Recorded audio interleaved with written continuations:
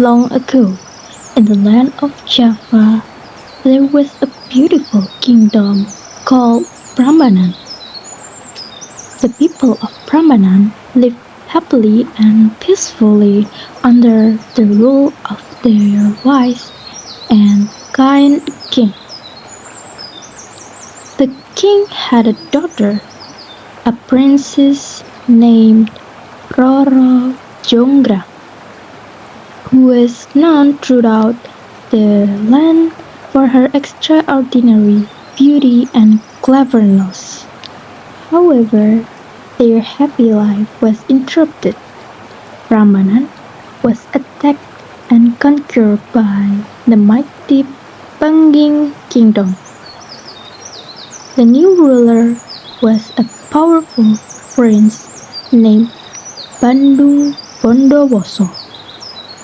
He was a fearsome warrior, and he possessed not only great but strength, also magical power.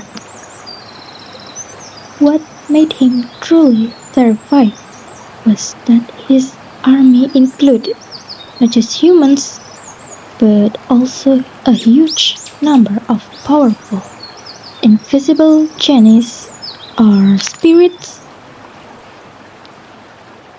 The king of Prambanan was killed in the war, and Bandung Bondowoso became the new, often cruel, ruler. One day, Bandung Bondowoso saw Princess Roro Jonggrang. He was immediately stunned by her beauty. He forgot about all the war and the kingdom he had just conquered. All he just think about was the beautiful princess. He went straight to her and asked, "Oh, beautiful princess, you are the most lovely maiden I have ever seen. Will you be my queen and marry me?" The impossible challenge. Roro Jonggrang was shocked. How could she marry the man who had killed her father and conquered her people? She hated him for his cruelty, but she was also afraid of his immense magical power. She knew a simple no might make him angry and put her people in even greater danger.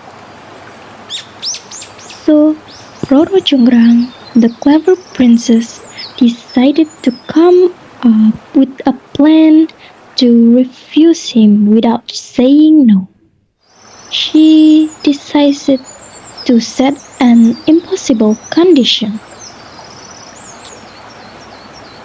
She looked at Bandung Bondowoso with a serious face and said, "Prince, I will marry you, but only if you can fulfill one incredible request." Bandung Bondowoso, blinded by his love, replied confidently, "Tell me, I'm the most powerful prince in the land. I can do anything. Name your price, and it shall be done." Roro Jonggrang smiled faintly and said, "You must build for me 1,000 temples, and you must finish all 1,000 temples in a single night. If you can't do this before the sun rises, I will be your wife." Bandung Bondowoso laughed loudly. "Huh, 1,000 temples in one night? That is impossible, princess. You are trying to trick me." But then he remembered his great magical power and his genie army. "Very well, princess," he declared.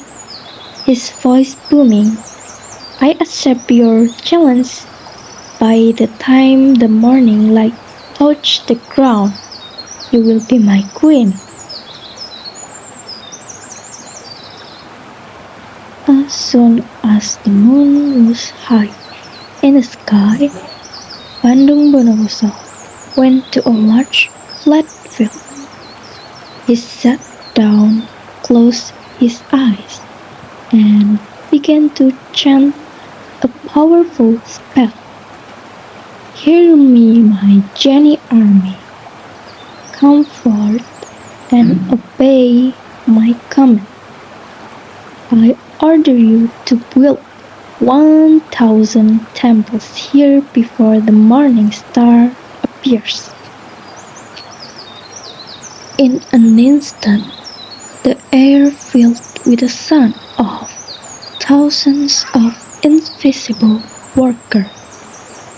Stones began to fly, walls appeared out of nowhere, and towering temples of rock and earth started to rise with unbelievable speed. Roro Jonggrang felt a chill run down her spine. Her clever trick was failing. She had to act, and she had to act now. The clever trick. Roro Jonggrang quickly gathered all the women of the palace. Listen to me. We must stop the Janis. The Janis are afraid of the sunlight, so we must make them think the sun is about to rise. She gave her orders.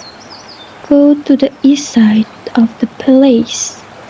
Light huge bonfires of straw and wood. Make the sky glow as if it's down. Start pounding rice in a mortar as loudly as you can.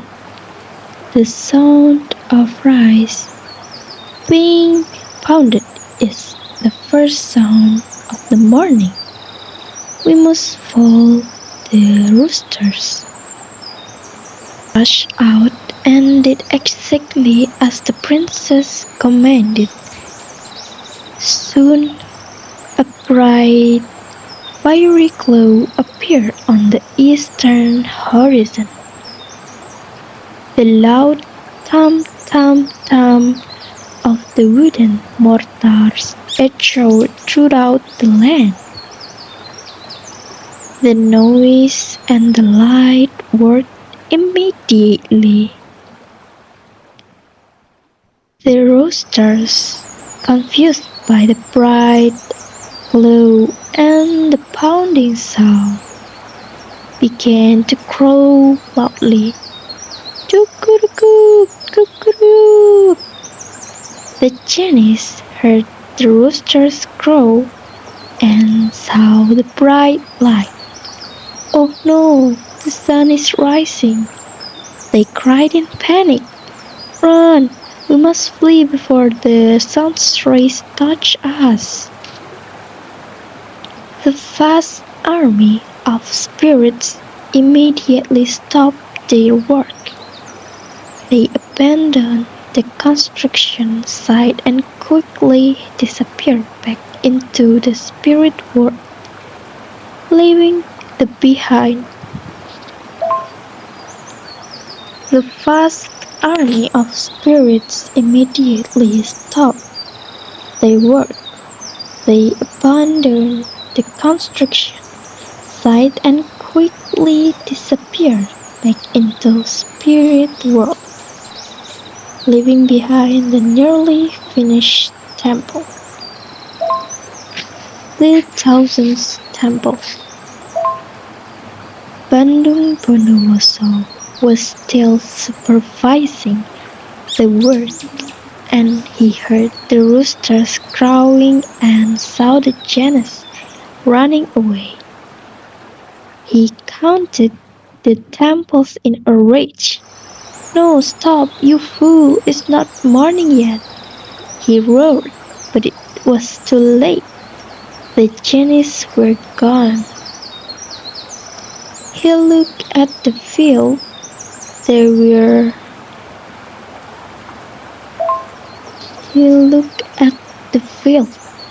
There were 999 magnificent temples standing perfectly tall.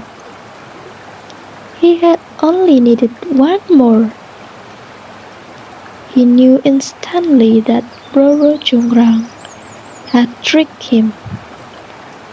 He stomped into the palace, his eyes burning with fury. "Roro Jonggrang, you cheated me! You lied to me! You broke your promise!" he yelled. "I have 999 temples. Now I will make the final 1000th temple by myself." Bandung Bondowoso pointed his finger at the beautiful princess and chanted a powerful, terrible curse. Slowly, tragically, Roro Jonggrang's beautiful body began to turn into cold, hard stone. She became a beautiful, silent statue. The final and 1000th temple needed to complete the prince's impossible task. To this very day, those temples stand in central Java, Indonesia. The great temple complex is called Prambanan Temple, and inside one of the main temples, you can still see the beautiful stone statue of the Princess Roro Jonggrang, who became the 1000th temple. The legend reminds us that the cleverness can sometimes defeat brute strength, but also warns us the terrible prince strange, but also warns us about the terrible price of anger and revenge. Would you like me to find some image of the promenade?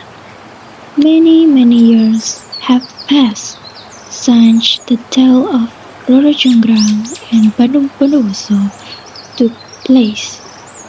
The temples of Prambanan still stand proudly under the bright Javanese sun, silent witnesses to a story of love, pride, anger, and wisdom.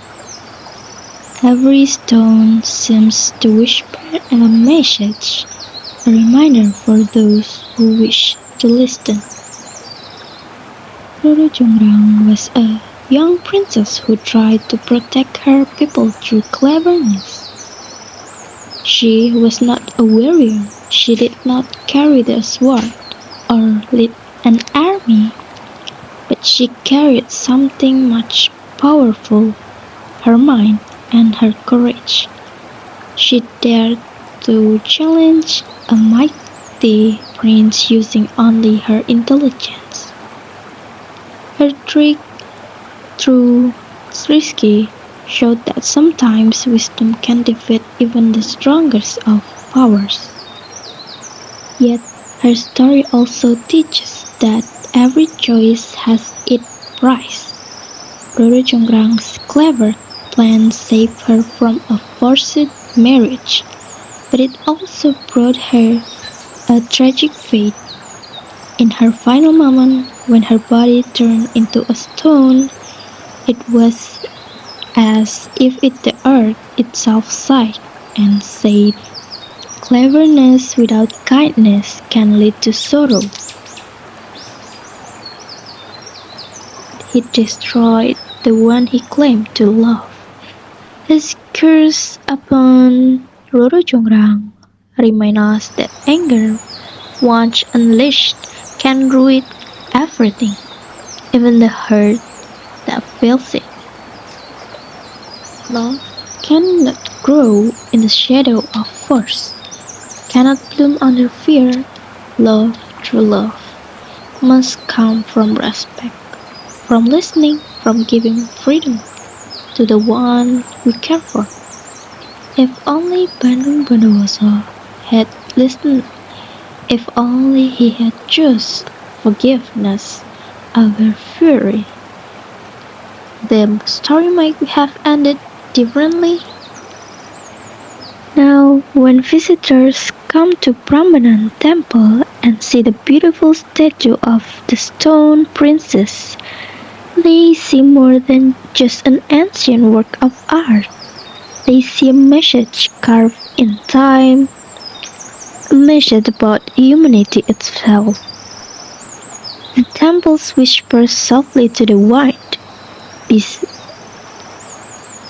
be wise but be kind, be brave but be honest, be strong but never let anger rule your heart. Because power without wisdom is dangerous. Cleverness without compassion is a hollow. And love without respect is not love at all. So, whenever the sun rises above the thousandth temple of Brahmanan and its light touches the face of the stone princess, remember her story. Remember Roro Jonggrang, the clever, the beautiful, the brave, whose legend lives on, not just in stone, but in the lesson it leaves behind. All of we in Javanese are just